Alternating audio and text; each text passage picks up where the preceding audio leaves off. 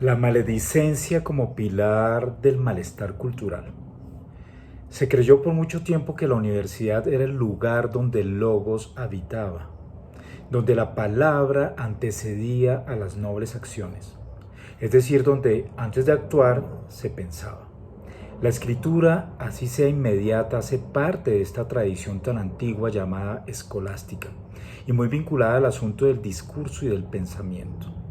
Decir bien de o decir mal de no se refiere propiamente a una buena manera de expresarse o a una mala manera.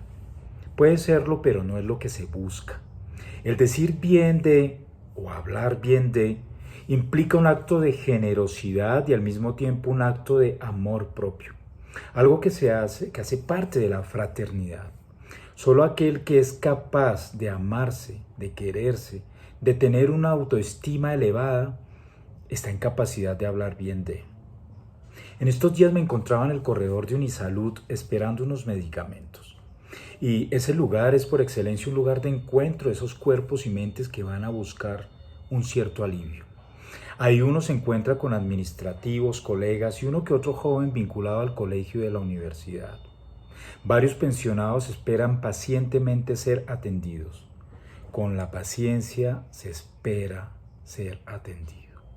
Ahí reconocí con tapabocas y todo a un colega, veterano que admiro mucho, pues es uno de esos individuos que ha dado su vida y aún sigue para que la universidad salga adelante en un país donde la educación no solo es un privilegio, sino que sigue siendo una utopía. El tapabocas no nos impidió hablarnos. En ese intercambio de palabras surgió una que es la que me motiva hoy a escribir: maledicencia. Mi colega, comentando la afirmación de otro colega, tenía algo en claro.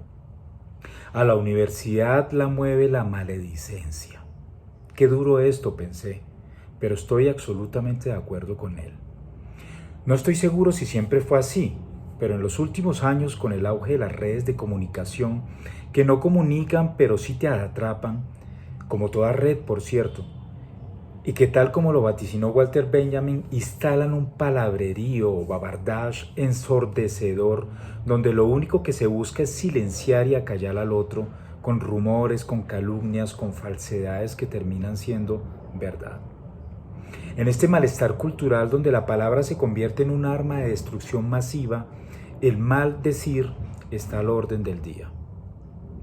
Ese maldecir o maldición muestra un profundo malestar de los cuerpos, incómodos, violentados, frustrados, que al no encontrar un bienestar en su mismidad, botan toda su miseria a los otros, que de una u otra forma se convierten en la imagen de lo que en algún momento soñaron ser, pero no han podido.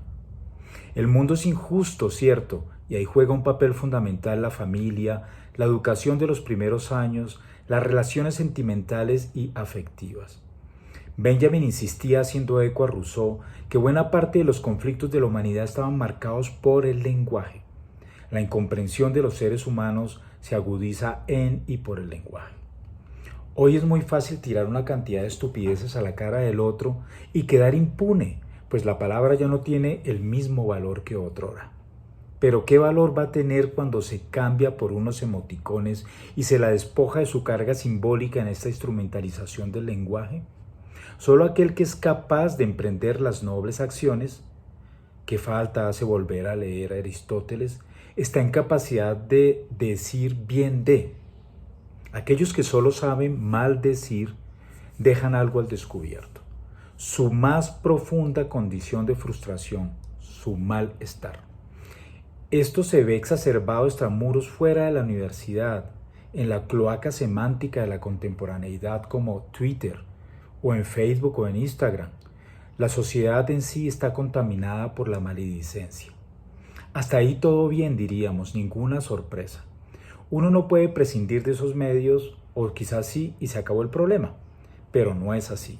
Cuando vemos cómo los académicos se han dejado contaminar por tales medios y han dejado que en nuestra alma mater pululen todo tipo de atropellos e improperios, es que la cosa realmente no va bien.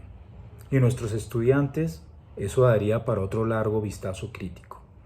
Hans-Georg Gadamer, en una serie de conferencias dirigidas a los médicos, insistía que la salud viene por la palabra. Por lo tanto, es importante la escucha.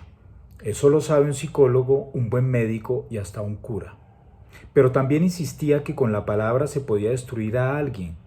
Cuando la maledicencia es el fundamento de la educación o de quienes educan, es un síntoma claro del malestar de la cultura que después de casi 100 años de haberse enunciado, esta polémica tesis por Freud, denota que es de total actualidad.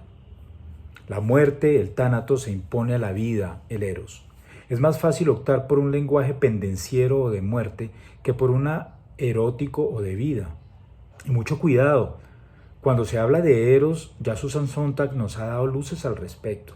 Es de la potencia de la vida que hablamos, donde incluso la amistad se opone a la enemistad, pues el frater y la filia están íntimamente vinculados al eros. La maledicencia no permite la llegada del eros, lo juzga y lo condena.